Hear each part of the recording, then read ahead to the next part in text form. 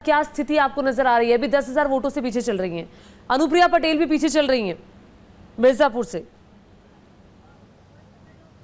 बिल्कुल देखिए अनुप्रिया पटेल पीछे चल रही हैं और मेनका गांधी भी पीछे हो गई हैं। मेनका गांधी अभी वक्त में आगे थी, तो अभी कह लीजिए कि अभी चूंकि अभी वक्त हो रहा है, अभी रुझान है, अभी नतीजों में तब्दील होने शुरू होंगे। लेकिन अब आगे रहें, जीतें हारें, लेकिन ये एक बड़ा मैसेज जो है वो जनता ने दे दिया है कि अब आसानी के साथ में आपको लोकसभा में नहीं भेजा जा रहा है। अब आपको केवल और केवल प्रधानमंत्री नरेंद्र मोदी के चेहरे पे डिपेंडेंट नहीं रहना पड़ेगा। अब आपको जनता के बीच में ज़मीन पर जाना होगा, अब आपको लोगों से मिलना होगा, अब आपको काम करना होगा, क्योंकि ये जो इलेक्शन रहा है पूरी तरह, ये बीजेपी ने पूरी तरह प्रचार तंत्र का इस्तेमाल भी किया, विपक्ष एंड में उतर करके आया, लेकिन लगातार विपक्ष कहता रहा कि ये जनता खुद अपना चुनाव लड़ रही है। तो ये मैसेज कहीं ना कहीं क्लियर होता है। जो बड़े कद्दावर, जो बड़े चेहरे हैं, नामचीन चेहरे हैं, जब उन्हीं का ही चुनाव फंसा हुआ है, तो उन्हीं का प्रधानमंत्री नरेंद्र मोदी की जो सीट है, उनका खुद का जो मार्जिन है, वो आप देखिए कि वो मार्जिन कितना ज्यादा कम आ रहा है। वो मार्जिन जो मेरे साथ स्टूडियो में मौजूद है, मेरे सहयोगी हैं और लगातार चुनावों पर नजर बनाए रखे हुए हैं। मणिदीप, मैं आपके पास आऊंगी। सुमित, ये मार्जिन बहुत चौंकाता है, सिर्फ 80,000 का मार्जिन अभी प्रधानमंत्री नरेंद्र मोदी का अभी, हालांकि कई राउंड की गिनती अभी बाकी है, लेकिन और बड़े बड़े चेहरों का पीछे चलना अभी उत्तर प्रदेश में। आप संजीव बालियान से लेकर स्मृति ईरानी की बात कर लीजिए, मेनका गांधी की बात कर लीजिए, लल्लू सिंह की बात कर लीजिए, बड़े बड़े चेहरे पीछे हैं। हाँ बिल्कुल, और आप ये देखिए कि बात जब ये हो रही थी कि प्रधानमंत्री नरेंद्र मोदी जी को वाराणसी से 10 लाख वोटों से जिताना है, रिकॉर्ड बनाना है ज़्यादा से ज़्यादा वोटों से जिताने का, लेकिन हालात अब ये अभी तक जो रुझान है वो ये पता चल रहा है कि वो 80-90 हज़ार वोटों से ही केवल आ गए हैं। और दूसरी तरफ आप देखिए कि रायबरेली में राहुल गांधी करीब 1.25 लाख वोटों से चल रहे हैं और अमेठी से स्मृति ईरानी पीछे चल रही हैं। उत्तर प्रदेश का ये जो रिजल्ट आ रहा है, 10 साल का एंटी इनकम्बेंसी है उत्तर प्रदेश में। हाँ बिल्कुल, एंटी इनकम्बेंसी आप कह सकते हो, और साथ में आप एंटी इनकम्बेंसी केंद्र सरकार के खिलाफ भी इसको कह सकते हो। और दूसरा, जो कैंडिडेट्स थे भारतीय जनता पार्टी के, क्योंकि बीजेपी ने जो नॉर्मल उनकी प्रैक्टिस थी कि ज़्यादातर चुनावों में कैंडिडेट्स बदल देते थे, इस बार कैंडिडेट्स उन्होंने बहुत कम बदले हैं। और ये मुझे लगता, हाँ यूपी में स्पेशली, और तो मुझे लगता है कि जो लोकल कैंडिडेट के खिलाफ जो लोगों में एक गुस्सा था या यूँ कह सकते हैं एंटी इनकम्बेंसी थी, वो सामने आ रही है। एक बात ये भी है ज्योति कि जो गठबंधन हुआ कांग्रेस और समाजवादी पार्टी का, वो एक नेशनल पर्सपेक्टिव में हम देख रहे हैं कि उसको लोगों ने यूपी में एक्सेप्ट हाथों हाथ लिया। अच्छा, ये गठबंधन वो गठबंधन है जो साथ में आया था, आपको याद होगा जब ये साथ में आया था पिछले चुनावों में, आई गेस 2017 में साथ आया था, तब ये एक दूसरे के वोट बैंक को अपने पास कन्वर्ट नहीं कर पाए थे। लेकिन ये लोकसभा चुनाव अलग लोकसभा चुनाव था और ये इकट्ठे आए, और दो लड़कों का जिक्र पीएम ने कई रैलियों में भी किया, इन पर निशाना साधा। हाँ, 2017 का जो विधानसभा चुनाव था, क्योंकि उसमें अखिलेश यादव की सरकार थी, एंटी इनकम्बेंसी समाजवादी पार्टी के खिलाफ थी। 2012 से 17 तक अखिलेश यादव मुख्यमंत्री रहे थे। 17 में उन्होंने कांग्रेस के साथ गठबंधन किया, लेकिन बीजेपी की एक तरह से पूरी तरह आंधी चली थी उस वक्त, और 300 से ज़्यादा सीट, और वो आंधी 2022 में भी जारी रही, और 2022 में भी जीते वो। लेकिन अब ये चुनाव है, ये मुझे लगता है ज्योति के इस पर कई दिनों तक या कई महीनों तक विश्लेषण होता रहेगा। क्योंकि उत्तर प्रदेश देखिए इतना इंपॉर्टेंट राज्य, आप समझिए उत्तर प्रदेश को, दिल्ली का रास्ता हम कहते हैं कि उत्तर प्रदेश से होकर जाता है। हालांकि आपने बाकी राज्यों में गेन कर लिया और आपकी टैली, एनडीए की टैली 298 तक पहुंच गई, बीजेपी की 243। कहां आप 400 पार का नारा दे रहे थे, कहां आप कह रहे थे कि बीजेपी 370 सीटें हासिल कर लेगी, और यहां पर तो 300 तक आते आते लाले पड़ रहे हैं। 300 मुश्किल पड़ रहा है। आप देखिए, अगर उड़ीसा से अगर सीट्स ना मिली, जितनी ज़्यादा उड़ीसा से सीट्स मिलती हुई दिख रही है, वहाँ तो बीजेपी की हालत और ज़्यादा खराब हो सकती थी। आप एक चीज़ देखिए कि यूपी से सटा हुआ मध्य प्रदेश है। हाँ। मध्य प्रदेश में बीजेपी क्लीन स्वीप कर रही है, लेकिन यूपी में बीजेपी हार रही है, और अच्छी खासी संख्या में हार रही है। तो आप ये देखिए कि यूपी की राजनीति पूरी तरीके से अलग तरीके से बदल गई है यहाँ। हाँ, ये राजनीति कैसे बदली है मणिदीप? चूंकि आप ग्राउंड पर रहते हैं, आपने ग्राउंड से कई रिपोर्ट्स उत्तर प्रदेश से की हैं, तो क्या आप इस स्थिति को भांप पाए थे कि ये इतना कुछ होने जा रहा है उत्तर प्रदेश में? जी देखिए, वही मैं कह रहा था कि जैसे ही हम लोग दिल्ली से नोएडा में या गाज़ियाबाद में प्रवेश करते हैं, जैसे ही लिखा आता है नोएडा में आपका हार्दिक अभिनंदन है, वैसे ही जो पूरे एक्सप्रेसवे की सड़क है, हम गाज़ियाबाद या हम वेस्टर्न यूपी के इस वाले इलाके में चले जाएं, गाज़ियाबाद, हापुड़, पिलखुआ, तो इन सड़कों के ऊपर जो युवा वो सवेरे के वक्त दौड़ लगाते हुए दिखाई दे जाते हैं। तो एक दो बार हम लोगों की वहाँ पर उन लोगों से बात हुई, तो उन लोगों ने यही बोला कि हमारी उम्र बीती जा रही है, हमारे पिछले 7-8 साल से सरकारी नौकरी नहीं निकली है। तो टीचर की और पुलिस की दो ऐसी नौकरी है जिसको लेकर के युवा लंबे समय से तैयारी करते हैं। तो कहीं ना कहीं एक युवा के परिवार में यदि 4 से 5 लोग भी यदि हम लगाएं, तो ये फैक्टर जो है वो मुंह जुबानी फैक्टर जो है वो प्रचारित होता है।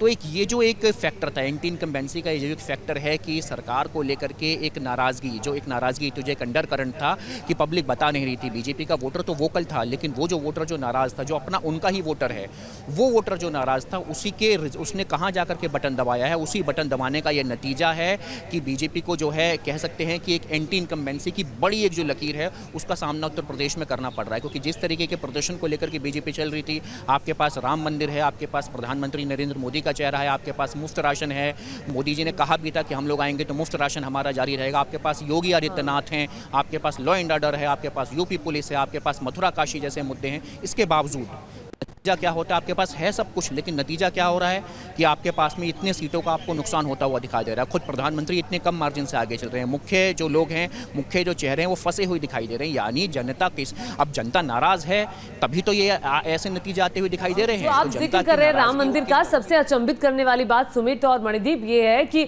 जो अयोध्या की सीट है फैजाबाद, वहां से बीजेपी के कैंडिडेट पीछे चल रहे हैं। हाँ बिल्कुल पीछे। इससे ज्यादा आपको और अचंभित क्या करेगा? एक बात मैं बताता हूँ ज्योति, कि बीजेपी ने मुझे लगता है यूपी में खास तौर से जरूरत से ज्यादा भरोसा राम मंदिर पर कर लिया। शायद यही वजह है, क्योंकि जो बेरोजगारी महंगाई को छोड़ दिया। आप देखिए बेरोजगारी, क्योंकि मणिदीप कह रहे थे कि वो भर्तियों का मामला, भर्ती का मामला मैं समझाता हूं क्या है कि जो अग्निवीर योजना जो आई, अग्निपथ योजना जो आई, जिसको कांग्रेस पार्टी की तरफ से या अखिलेश यादव की तरफ से काफ़ी जोर शोर के साथ उस मुद्दे को उठाया गया, और उनका कहना था कि ये योजना, अग्निवीर की योजना, यूथ के साथ एक तरीके से धोखा है, जो कि मिलिट्री में जाने की तैयारी करते हैं। कई लोग तैयारी, मैं भी यूपी के ही गांव से बिलोंग करता हूं, तो हम भी देखते हैं कि सड़कों पर सुबह सुबह बहुत सारे लोग, लड़के बड़ी संख्या में तैयारी फौज में भर्ती होने की करते थे। अब उसमें थोड़ी सी गिरावट भी देखने को मिल रही थी, पिछले दिनों में हमने देखा। तो इस मसले को लेकर अपोजिशन ने, राहुल ने या अखिलेश यादव ने, दोनों ने बड़े जोर शोर के साथ इसको उठाया। यूपी एक ऐसी जगह है जहां आबादी काफ़ी ज़्यादा है, और ये जो इलाका आप देखिए कि वेस्ट यूपी का इलाका देखें या फिर ये कन्नौज, एटा, एटावा, मैनपुरी, ये बेल्ट है, यहाँ से बड़ी संख्या में यूथ मिलिट्री में जाने की तैयारी करते हैं। और ऐसे में अग्निवीर योजना, मुझे लगता है कि अगर इस मैंडेट को देखें जो यूपी से मिल रहा है, तो मुझे लगता है कि यूपी के यूथ ने शायद जिन मसलों पर वोट दिया होगा बीजेपी के खिलाफ, उनमें से ये भी एक मसला अपनी बात कहने में राहुल गांधी, अखिलेश यादव, मणिदीप कामयाब रहे हैं। जो राहुल गांधी ने कई रोड शोज वहां पर किए, युवाओं को सीधे बुला करके मंच पे बात की, आप क्या करते हैं, क्या करना चाहते हैं, क्या नौकरी मिल रही है, तो वो एड्रेस करने में कामयाब रहे हैं। आप ये कहना चाहते हैं? यही सवाल मैं मणिदीप के पास लेके जाऊंगी। एक बात मैं और जोड़ना चाहता हूँ कि आप देखिए, पिछले दिनों एक आंकड़ा आया था जिसमें पता चला था कि कांग्रेस पार्टी और उनके लीडर्स राहुल गांधी या प्रियंका गांधी, इनका जो कनेक्ट था वाया सोशल मीडिया, वो सबसे ज़्यादा था। यूट्यूब के चैनल पर उनके व्यूज सबसे ज़्यादा दिखाए गए थे, इंस्टाग्राम, ट्विटर, फेसबुक, इस पर इंगेजमेंट उनका ज़्यादा था। तो यानी कांग्रेस के लीडर्स या अखिलेश यादव या इंडिया गठबंधन के लीडर्स, उन्होंने सोशल मीडिया के जरिए डायरेक्ट कनेक्ट पैदा करने की कोशिश की वोटर्स के साथ, तो वो शायद कामयाब होते नजर आ रहा है। बीजेपी को लेकर बाकायदा स्ट्रैटेजी तैयार की जा रही थी, मिशन 80 पर काम किया जा रहा था, और उन सीटों पर काम किया जा रहा था जहां से लग रहा था कि ये कैंडिडेट कमजोर है और ये सीट हम नहीं निकाल पाएंगे, वहां पर ज्यादा जोर था। खुद मुख्यमंत्री योगी आदित्यनाथ पिछले कई महीनों से एक्टिव थे, और प्रधानमंत्री नरेंद्र मोदी के बहुत दौरे हुए, अमित शाह गृह मंत्री का बहुत जाना हुआ। तो सारी स्ट्रेटजी कुल मिलाकर बीजेपी की उस लिहाज से सक्सेसफुल नहीं हो पाई जो एक्सपेक्ट किया जा रहा था। खुद जो मुख्यमंत्री हैं वो ये दावा कर रहे थे। तो इस पूरे सिनारियो के बाद अब बीजेपी की तरफ से क्या कोई बयान, अभी तक शुरुआती बयान सामने आया किसी नेता का, किसी बड़े नेता का?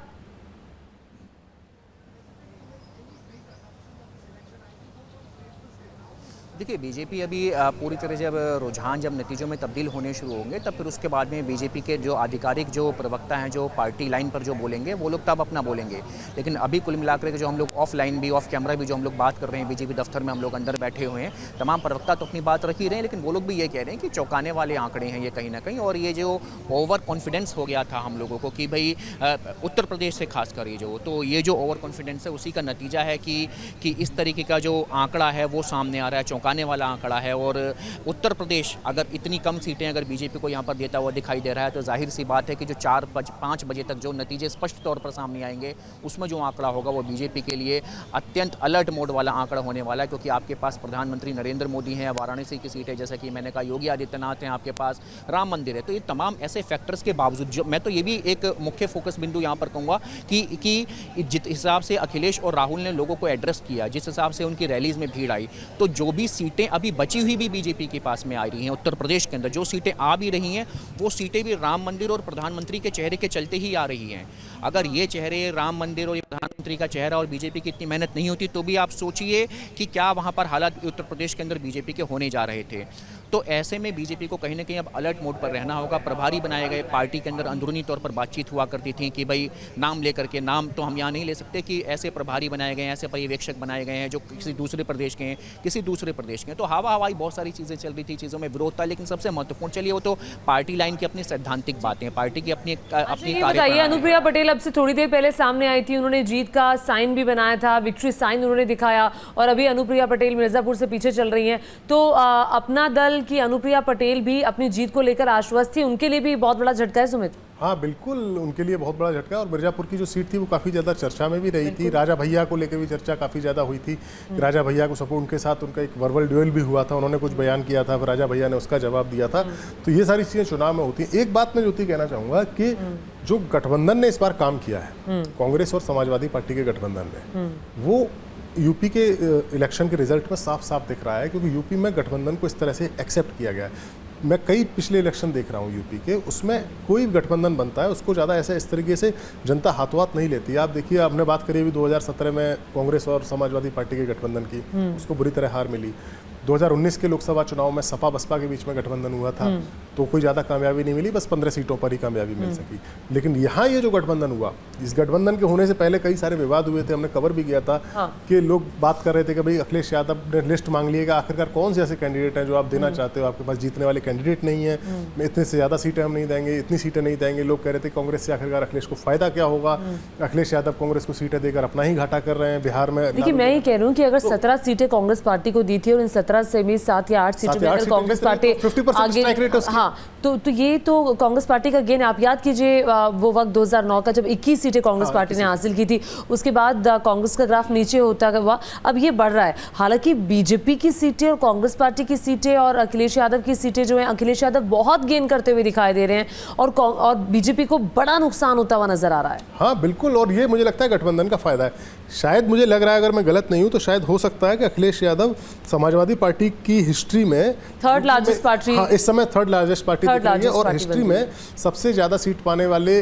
बन सकते हैं। मुझे याद है शायद 2004 के चुनाव में 37 सीटें थीं, 37 या 38 ऐसी कुछ सीटें थी, और उतने के ही बराबर बेस्ट परफॉर्मेंस माना गया था लोकसभा चुनाव में समाज। मुझे लगता है कि खुद अखिलेश यादव ने सोचा भी होगा क्या इतनी सीटें मिल जाएंगी। हालांकि मैं कल बड़ा सवाल ये उठाया जा रहा था, आपको याद होगा कि कांग्रेस पार्टी के दफ्तर में कल वो लग रहे थे, टेंट लग रहे थे, तो सब कह रहे थे कि अच्छा ये टेंट क्यों लग रहे हैं, ये एसी क्यों लग रहे हैं, तंज भी उस पर कसा जा रहा था। और एग्जिट पोल को लेकर सभी आश्वस्त थे और सभी एग्जिट पोल धराशायी हुए हैं। और यूपी को तो यूपी में कई एग्जिट पोल्स में आ रहा था कि 70 सीट्स आ रही हैं, 65 सीट्स आ रही हैं, पिछली बार 62 थी तो 62, 65 के बीच में आ रही है, 70 को क्रॉस कर जाएंगे। ये बताता हुआ कि जनता इस बार साइलेंट थी, जनता अपने मन की बात मणिदीप नहीं बता रही थी। क्या ऐसा आपको भी आभास हुआ जब आप ग्राउंड पर गए?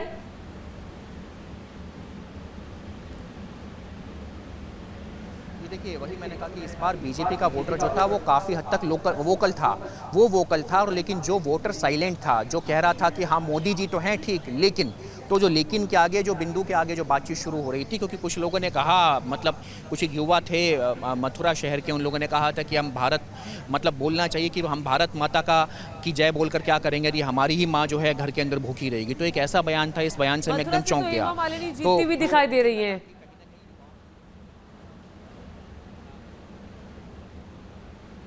हेमा मालिनी जीतती हुई दिखाई दे रही है। वो एक, क्योंकि मथुरा शहर की क्या सांस्कृतिक भौगोलिक क्या परिस्थिति है, वहाँ के सियासी समीकरण क्या है, वहाँ का जातीय समीकरण क्या है, वो बीजेपी के लिए हमेशा से फेवरेबल रहा है। जो भी जाट वोटर था वो अजीत सिंह के बेटे के साथ आ जाने से, आरएलडी के साथ आ जाने से जाट वोटर भी था माठ विधानसभा के अंदर, छाता विधानसभा के अंदर, तो वो सीट तो कहीं ना कहीं निश्चित तौर पर जीतती हुई दिखाई दे रही थी। लेकिन जो उत्तर प्रदेश के अंदर जिस तरीके से युवाओं के अंदर बार बार जो हमारा फोकस यहाँ पर जा रहा है कि युवाओं के अंदर जो एक असंतोष था, बीजेपी के जो कोर वोटर भी थे वो लोग, हम लोगों ने पूछा था पिछले चुनावों में आपने वोटिंग किसको करी थी, उन लोगों ने कहा कि हम लोगों ने पिछले चुनाव में बीजेपी को वोटिंग करी थी। लेकिन क्या आगे जो लोग चुप हो जा रहे थे, क्योंकि जिस तरीके से जो रुझान है, इन रुझानों के अंदर पूरी तरह जो इंडिया गठबंधन है उसको उत्तर प्रदेश में बढ़त मिली है। खुद राजनाथ, आप सोचिए, प्रधानमंत्री नरेंद्र मोदी 80-90 हज़ार वोटों से आगे चल रहे हैं, जबकि बीजेपी 5 पर का दावा जो है वादा लेकर के चल रही थी। रायबरेली की बात कर लेते हैं, क्योंकि वायनाड से राहुल गांधी चुनाव लड़ रहे थे और उन्होंने अपनी माताजी की सीट, हालांकि राजस्थान से राज्यसभा सांसद अब सोनिया गांधी बन गई हैं, और ये स्ट्रैटेजी चल रही थी कि आखिर रायबरेली क्यों चुना राहुल गांधी ने। आपको इसके पीछे की क्या स्ट्रैटेजी समझ में आई अब जबकि ये नतीजे आ रहे रायबरेली हैं? के पीछे एक रणनीति ये थी कि शुरुआत में तो राहुल गांधी चाहते नहीं थे चुनाव लड़ना रायबरेली से। उनका कहना था कि अगर मैं रायबरेली और वायनाड दोनों जगह से जीत गया तो फिर मैं वायनाड सीट को नहीं छोड़ूंगा। क्यों नहीं छोड़ूंगा? क्योंकि वायनाड वो सीट है, क्योंकि पिछली बार वो अमेठी से हारे थे, तब वायनाड ने उन्हें जिताया था। लेकिन पार्टी में काफ़ी ज़्यादा मंथन हुआ। आपको याद होगा आखिरी वक्त में रायबरेली अमेठी से कैंडिडेट्स की घोषणा की गई थी कि राहुल रायबरेली से लड़ेंगे।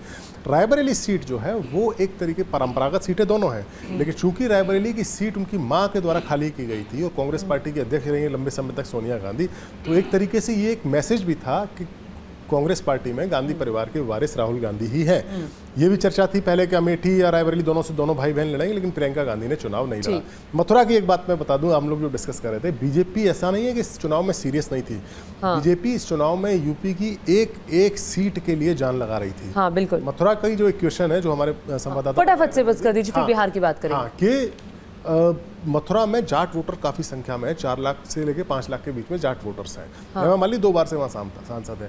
इस बार चर्चा थी, मथुरा सीट कांग्रेस को दी गई थी गठबंधन में, तो चर्चा थी कि मथुरा से विजेंद्र जो बॉक्सर रहे हैं इंटरनेशनल और जाट समाज से आते हैं हरियाणा के, उनको टिकट दिया जाएगा, इस तरह की चर्चा थी। ठीक है। तो ऐसे में ये बात हुई कि भाई अगर विजेंद्र यहाँ आ जाते हैं तो फिर हो सकता है कि जाट वोटर्स का एक बड़ा हिस्सा बीजेपी को छोड़कर कांग्रेस पार्टी के खेमे में जा सकता है। उस सूरत में रातों रात अचानक क्या हुआ कि रात को विजेंद्र सिंह कांग्रेस के पक्ष में ट्वीट करके सोए और सुबह देखा कि वो बीजेपी ऑफिस पहुंचकर उन्होंने बीजेपी को ज्वाइन कर लिया। तो ये इससे लगा कि शायद बीजेपी हर सीट को कितना सीरियसली ले रही है। दूसरी चीज एक हम बात कर रहे थे एग्जिट पोल्स की। तो एग्जिट पोल्स तो ज्योति मुझे लगता है कि हाँ कि वो तो हर 5 साल 10 साल में धराशायी होने के लिए ही शायद बने हुए हैं, क्योंकि इनकी आप 2004 का मुझे याद है। अच्छा, 2019 का सटीक बैठा था। वो सटीक बैठ गया। ठीक है, हम उस पर बात करेंगे, लेकिन बिहार का जिक्र कर लेना भी बहुत जरूरी है। बिहार भी बहुत इंटरेस्टिंग राज्य है। 40 लोकसभा की सीटें, पिछली बार 39 बीजेपी एनडीए को मिली थी 39 और 1 सीट किशनगंज वाली कांग्रेस पार्टी के खाते में आई थी।